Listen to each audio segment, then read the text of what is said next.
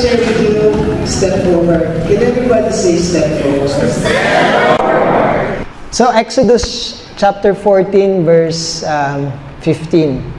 It says here, "Why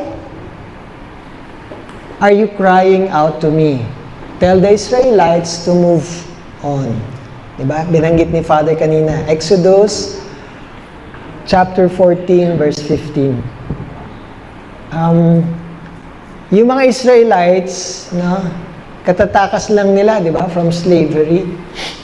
Tapos, yung army ni Pharaoh, they were behind the Israelites. Then the Red Sea, imagine niyo yung Red Sea. Ayan, di ba? It stretches out in front, and then it's so vast, and imagine, you sense that it's impossible, right, to cross. Na-imagine nyo, can you think of times in your life na parang imposible? Sino naka-experience nun? Yung parang imposibleng mangyari, pero nangyari. Na-experience nyo yun? Diba? So, imagine, ito mga Israelites, no? Nagpapanik sila, and they were crying out, no? They say, "Was it because there were no graves in Egypt that you brought us to the desert to die?" Yun yung sinasabi nila. And then, God speaks. Not with comfort, but with a command. No? Hindi pinakalma ni Lord. Inutusan niya, sabi niya, "Why are you crying out to me? Tell the Israelites to move on." Sabihin sa katabi, "Move on."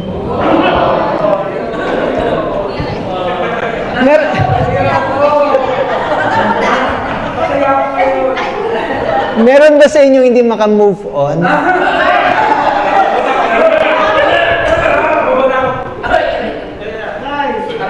Ang hirap, di ba? Lalo na pag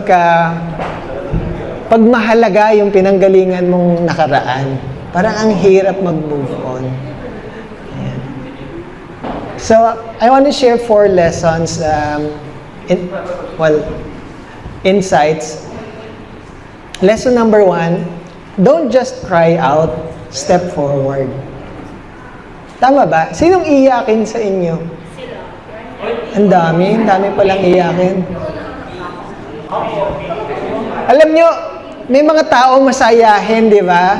Pero pagdating sa love life, iyakin. May kilala kayong ganon?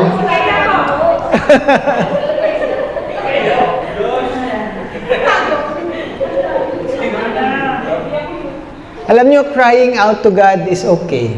Sabihin mo, it's okay.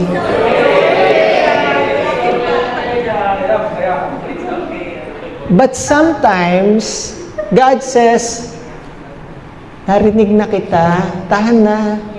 Diba? Now move. Sabihin sa katabi, tahan na.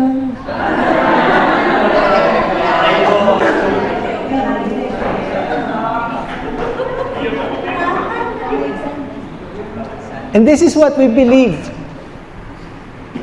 Yes, we need God's grace, right? But He also wants our cooperation. Tama ba?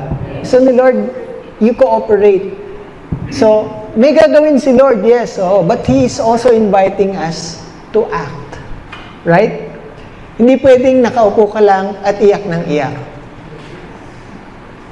The Catechism says, God's grace precedes, prepares, and elicits our free response. There has to be a response. Dapat meron kang gagawin. Sabihin sa katabi, dapat may gawin ka.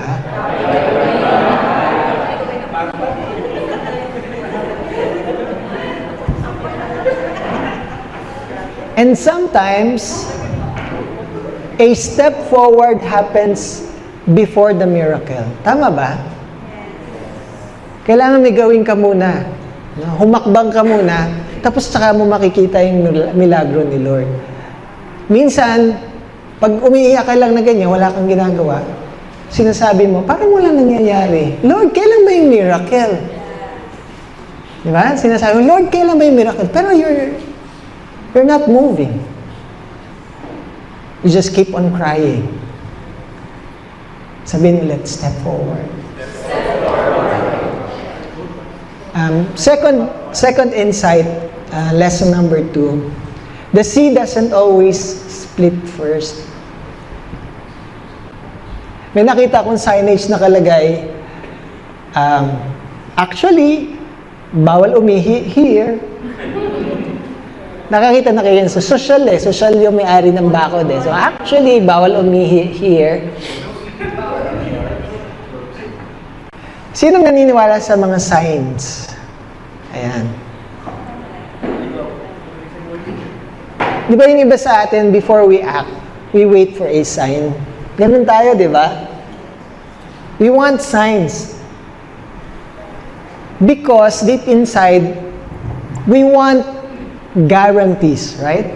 Gusto mo sigurado. Hindi ka kikilos hanggat hindi ka sigurado. Minsan ganun tayo sa Diyos Lord, hindi ko gagawin to hanggat hindi mo binibigay ito. Bibigay ka pa ng kondisyon, di ba? Pero alam nyo, God often asks us to move before He parts the water, right?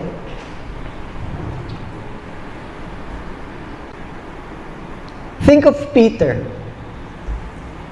Before stepping out of the boat. Remember? Sabi ni Jesus, halika, punta ka, lapit ka sa akin. Diba? Think of the Blessed Mother, si Mama Mary. Before saying yes, okay, before she saw the cross, di ba nag-yes muna siya? Bago siya dumating doon at namatay yung anak niya. Wala siyang tanong-tanong. Nag-yes muna siya. Lord, yes. Kahit hindi pa siya sure. And think of Jesus walking toward, saan siya pumunta? Toward Calvary. And then walking away in victory. Kasi napagtagumpayan niya yan. Pero hindi niya mapagtatagumpayan ng krus kung hindi siya lumapit sa krus. Tama ba? Sometimes we try to avoid our crosses. Lord, ang hirap naman yan. Dadabog ka, Lord, ang hirap naman yan Pwede bang huwag ko ng daanan yan? Nasabi niyo na ba yun minsan?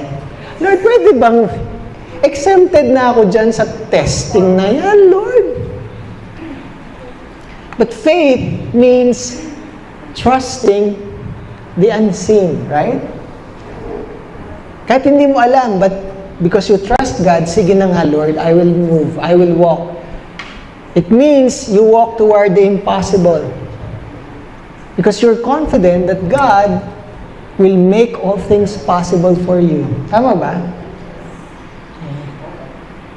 Sabi sa Hebrews chapter 11 verse 1, faith is confidence in what we hope for and assurance about what we do not see. Ganda ng sinabi ni Father kanina, hope. Okay? What are you hoping for? What are you hoping for? God always assure us, sinasabi niya, pag sa akin ka sumunod, sigurado. Naniniwala kayo?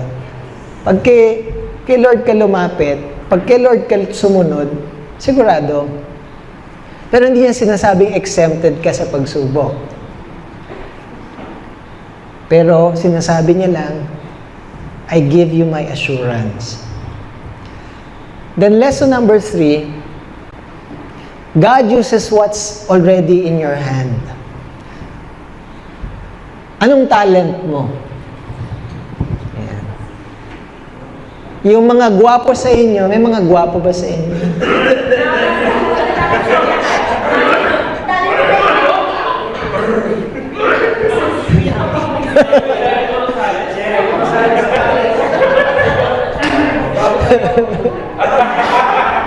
Parang may pesting yung mga gwapo, pakibigyan nyo nga ng candy. Sabi ng mga gwapo sa inyo, kaya kong magmahal ng isa kahit 10 ang umaasa. Wow!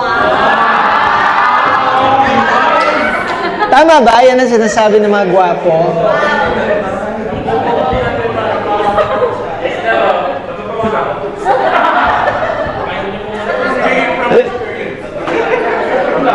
O sige. Pakitanong nga yung katabi mo, pwedeng i-share mo sa kanya yung isang secret talent mo. Isa lang. Secret talent, ha? Sige, isa lang.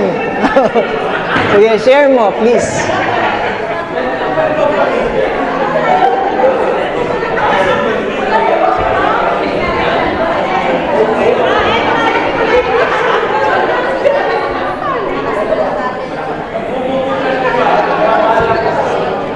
Na-share mo na? Isa lang, ha?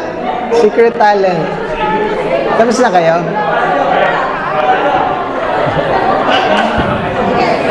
Sige, magtatanong ako ng pair, ha? Mabilis lang. Ano yung secret talent mo? Kumanta. Isa kami alam.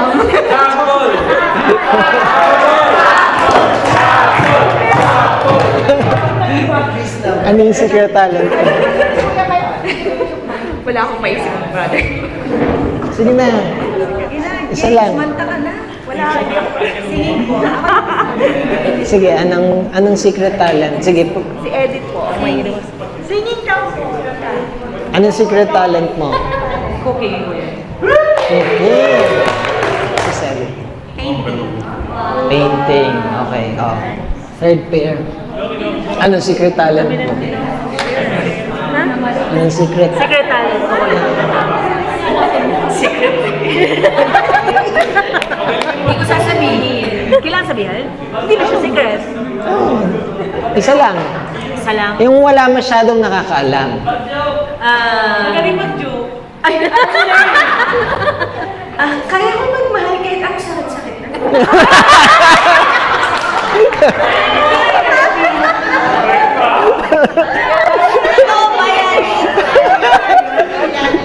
He says, secret talent. Singing. Singing. Ako lang kakaalaman. Kuya, hindi ko game. Secret talent. Secret talent joke. Secret.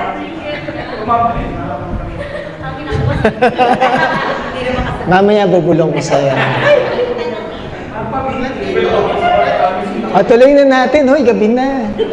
God says to Moses, raise your staff and stretch out your hand.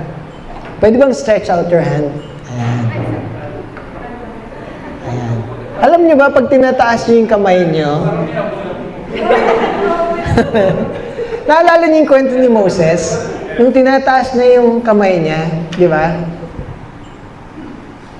Merong milagrong nangyayari. That's why when we worship, we raise our hand. Si Lord, hindi binigyan ng panibagong tool si Moses. Anong hawak niya? Yung staff. Hindi na naghulog si Lord ng, oh, ayan o, ayan ang, no, ang milagro, no. Walang ganon. He says, use what I've already given you. Gamitin mo kung ano yung nabigay ko na sa'yo. Kaya tinatanong ko kayo, ano yung secret talent mo?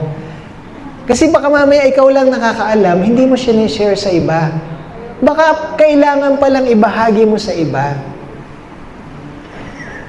So in your life, what's the stuff in your hand? A gift that you've been neglecting? Meron ka palang talent na ganun eh, ba't hindi mo siya ni-share? Or maybe a calling that you've been afraid to answer. May sinasabi pala si Lord sa'yo, gawin mo to. Because if you do this, you will give glory to me. Or maybe a truth you need to speak. Baka kailangan mo nang sabihin to, ang tagal mo nang tinatago. Kailangan mo sabihin doon sa taong importante sa'yo. Pero hindi mo sinasabi until now.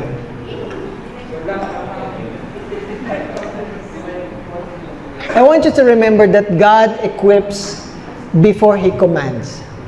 Hinahanda ka niya muna, right? Bago ka niya utusan. And I want you to look at your hand. Tingnan niyo yung kamay ninyo. And I want you to think of all the talents that God has given you. He placed something in your hand, a gift, a talent. And now He's asking you to stretch out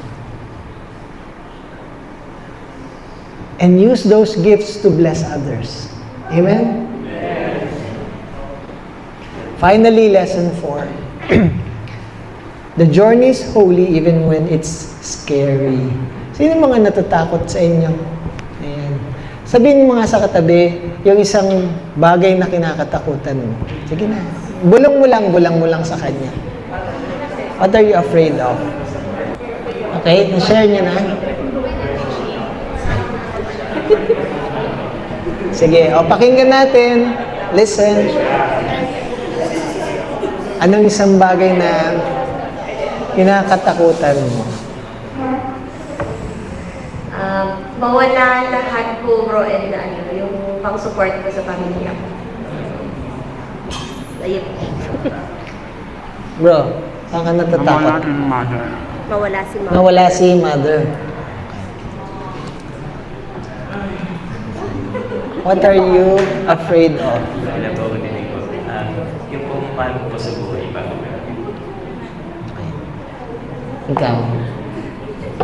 Flying English.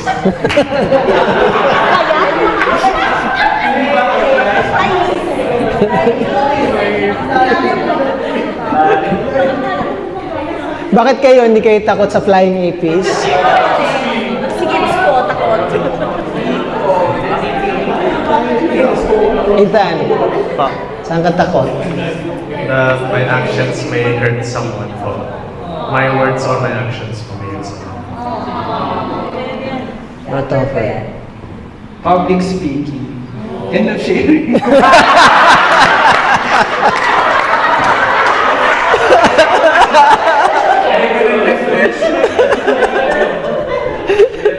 Automatic ano. Alam niyo, ang sarap sa retreat, di ba? Bakit ganun? Laging sa bundok, we encounter God. Pansin niyo sa Bible, di ba? Pag nasa bundok, si Jesus, transfiguration, sa bundok, si Moses, nasa bundok, when he received, no? Tapos nasa retreat tayo, nasa bundok tayo. These moments are the moments of encountering God, most of the time, nasa mountaintop. But you know, the real test comes when we return to the valley. Di ba? Pag bumaba tayo doon, nandun yung real test. Kahit takot tayo, bababa pa rin tayo, di ba? Matatapos din itong retreat, babalik tayo doon sa valley. And we will face the challenges. And that's okay. Sabihin sa katabi, that's okay. Sabihin mo pa sa kanya, don't be afraid.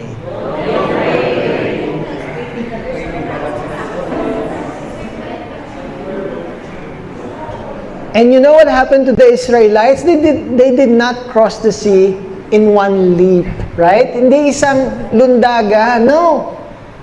They walked through it, step by step, with walls of water on both sides. And the process of being holy is also step by step. Hindi bukas, pagkatapos ng retreat na ito, banal na tayo. We have to do it step by step. Kaya sabihin sa katabi, huwag ka nagmamadali.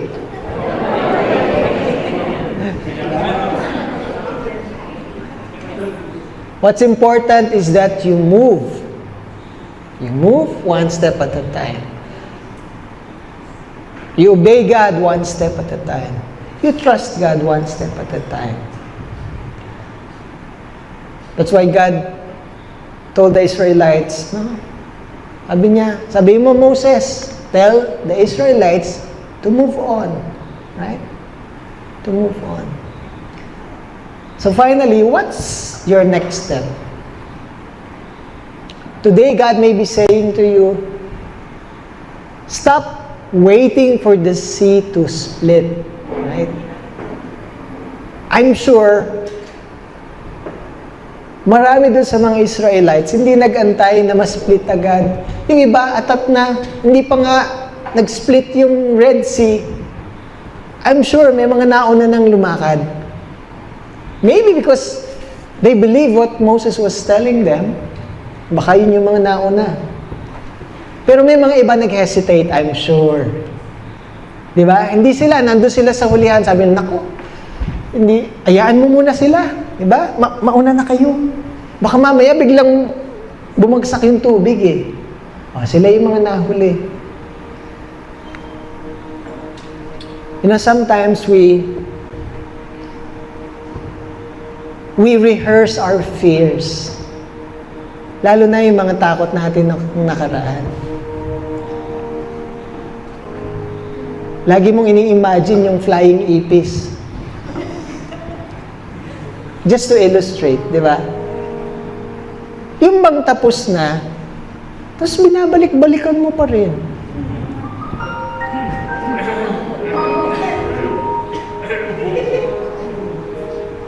Sinabi ni Lord, move on, magmahal ka na ulit.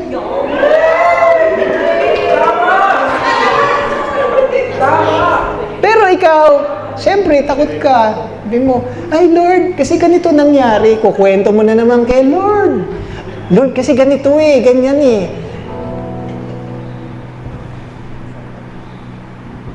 Sinasabi ni Lord, move on. You know, that's how much God loves us. He doesn't want you to get stuck here. May it be in your career, in your studies, and, you know, in your love life, I don't know. Saan ka ba na-stuck ngayon?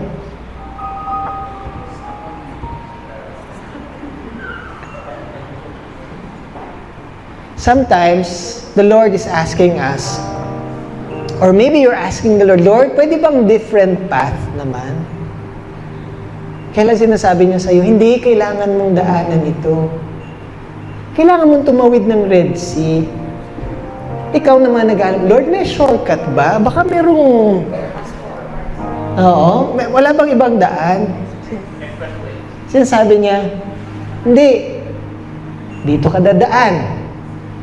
Pero pag dito tayo dumaan, sasamahan kita. Amen?